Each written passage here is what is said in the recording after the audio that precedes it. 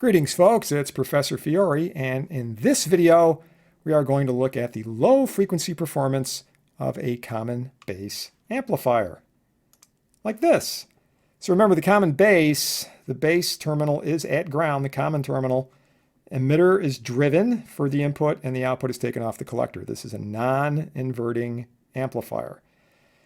The one big thing that comes out in some applications is the fact that it does have a relatively low input impedance. It's pretty much dictated by whatever your R'(E) is. So let's go figure out some of those values. We have a split plus minus power supply. Have some rather large values here, which are going to have maybe an interesting impact we'll see later. But the ground on the base tells us the emitter is going to be about minus 0.7. Minus 10 on the other side of this resistor means 9.3 volts across the 46, which is going to get us right around 0.2 of a mil. All right, 0.2 of a mil, 26 millivolts divided by that current, you're going to have somewhere around 130 or so ohms for your R'(E). You're going to wind up putting that in parallel with the 46K, which of course will still be around 130, but that is a pretty small value, all right, for an input impedance. There will be a little bit of loss between the generator impedance of 5 ohms and that 130. Not a huge amount, 4% maybe, something like that. And knowing that that R'(E) is around 130, we can figure out the gain, right? 50K in parallel with 5K is going to give us about 4.5. So you divide that 4.5K by the R' of about 130, and we're going to be looking at low mid 30s for a gain, right? So I put in a millivolt, I'm expecting, maybe 31, 32, 33, something like that, millivolts coming out of here once you figure in your little bit of loss over there. Okay? All right, let's do a DC analysis just to double check some things, because I do want to know what the beta is and so forth. So the RE over here, right, the emitter current, we can see is 204 mics, so we were expecting right around 0.2 mils, so that looks good. The collector current is 201.4, so the difference between that is about 2.6-ish. And if you then divide those two currents, right, you got about 200 mics divided by about 2.6, you're going to have a beta up around 77, 78, something like that. Okay, I'm just going to call it 77. So we have that set of values. So we have an idea of what the gain is. We could probably be a good idea to get in here, do a transient analysis. And hey, look at that. Okay, where is there it is. Okay, so generator is green. The maroon is V load. We can see that they're basically in phase as they should be. Let's check the amplitude. So this peak is coming in at 30, almost 31 and a half. The negative peak is coming in a little over 33. So we're getting a little bit of distortion, which isn't surprising, but that's, around 32-ish average. All right, that's what we're looking at. So that looks pretty good. I'm pretty happy with that. Now, on to the lead networks, right? So coupling capacitors are what create the lead networks here. As the frequency goes down, X of C gets bigger, and we start losing signal across these things. All right? So we're going to do what we've done in preceding videos, which is sort of a combination superposition Thevenin thing. We want to see the equivalent resistance, equivalent impedance surrounding these capacitors. What do we have? So short out your voltage sources, right? On this end, we have Rgen going to ground because this is shorted, and Re going to ground, again, because VEE is shorted. So I got 5 ohms off this way, and then this way we have the RE of 46 in parallel with whatever the Z and emitter is. Well, Z and emitter for this is R'(E). In other words, about 130 ohms. So 130 in parallel 46K, still 130, plus the 5 ohms over here, that's like 134. So we can then take those two values, 134 ohms and 100 mics, plug it into our universal critical frequency equation, see what we come up with. On the output end, similar sort of deal. Right, we've got 5K load and 50K RC is going to go to ground because the VCC over here would be shorted. Right, and that would bring this end of the resistor to ground. So on on the left-hand side, we have the 50K, and on the right-hand side, we have the 5K. So that's 55K. Now, we are, of course, ignoring the R prime C. And I bring this up because these are pretty big values. 50K is a fairly large value for a resistance. Now, when we say R prime C, hey, we can ignore it. That's usually because the values that we have for biasing resistors are just a few K or maybe hundreds of ohms. If that's 500K, half a meg, which we tend to think is pretty big, right? If you put that in parallel with 50K, that's going to drop the effective value by about 10%. So that is an impact. That could be an issue that we have out here. Well, we're going to check that out.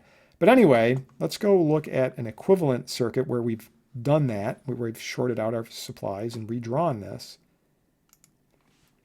And we wind up with this, right? So here's our input signal, the generator, 100 mics.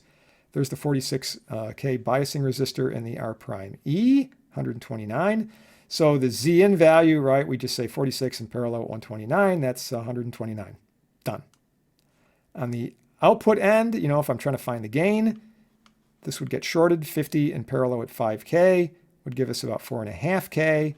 So we can come in here, take your RC over R prime E value, 4.5K over 129, we get 35.2. So we were just a little shy of that, but pretty good, right? Considering there's some distortion on that amplifier. Now, continuing with the lead analysis, right? So we know this is 129. We've got 5 ohms for that. That's 134, 100 mics. And then out here, right, they were in parallel for this gain calculation, but they're in series for the Thevenin equivalent resistance around C out. So it's going to be 50K plus 5K. That's 55K. And then we can use our equation, right, our critical frequency equation. All right, so I've summarized that over here. So on the input end, there's your 5 ohms and your 129, so that's 134, 100 microfarad cap. You grind that out, 11.9 hertz. That's input critical frequency. Output end, 50K plus 5K is 55K. You got a 10 mic cap, grind that out, 0.29 hertz. Clearly the input network is dominant here, 11.9 versus 0.29. So when we run this simulation, we would expect to see the input critical frequencies, somewhere around 11, 12 hertz. And then what we'll do is we can come to the output and translate this capacitor. We can make that cap a lot smaller to drive this frequency much higher. Since these are singular values that control the critical frequency, that's the easy way to do it, easy way to check our computation. All right, so let's go back to the original circuit and perform an appropriate analysis. Take a look at our Bode plot. I'm going to go from 0.1 hertz up to 100 kilohertz. Let's see what we get over here. Okay, looking pretty good. So there's our gain of about 30.2 decibels. I want to go 3 decibels down from that. All right, so around 27.2.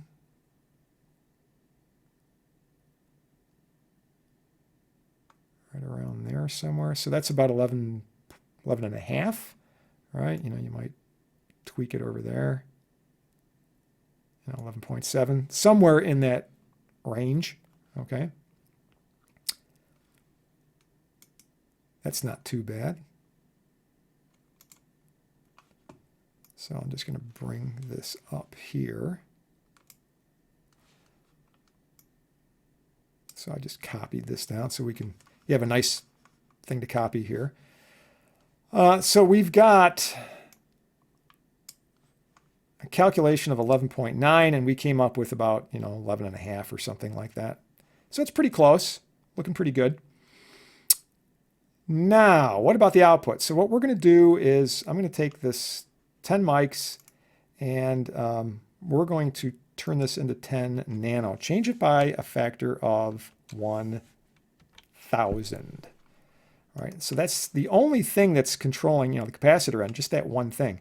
So by changing that by a factor of 1,000, 1,000 times smaller, because it's dividing, the output critical frequency goes up by a factor of 1,000. In other words, it's going to go to 0.29 kilohertz, 290 hertz.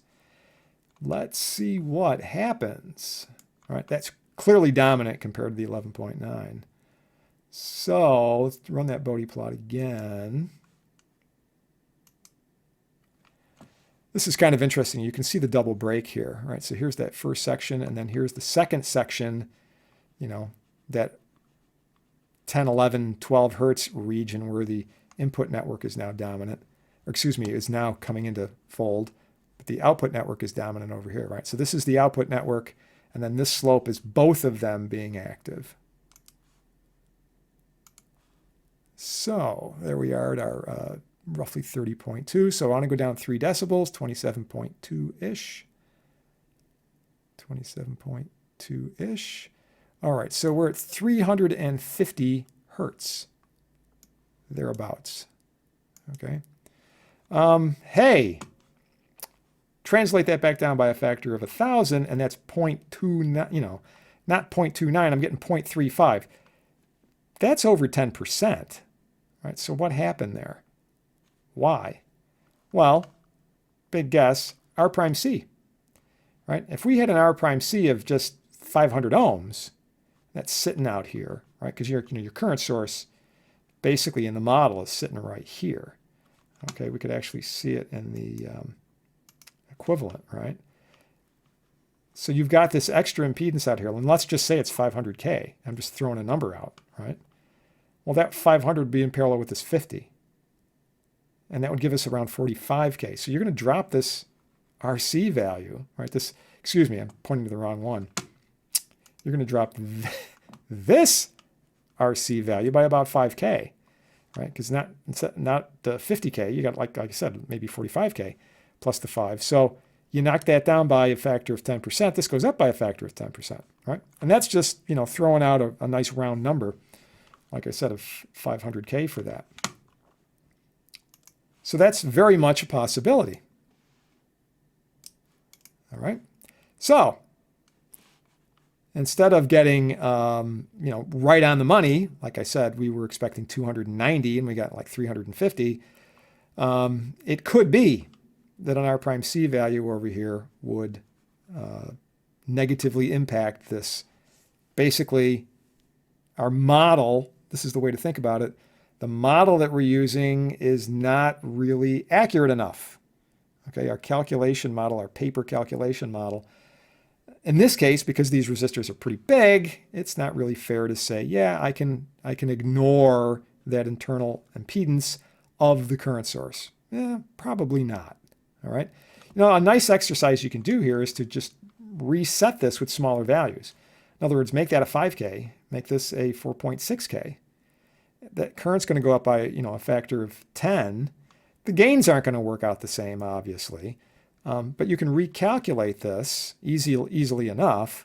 And if you do, you know, if that hypothesis is correct, then you should get much tighter accuracy between what the simulation says and what your computation says, right? So give it a try. It's worth taking a couple of moments to play around with these things. And it's easy to do in the simulator. All right, see you next time.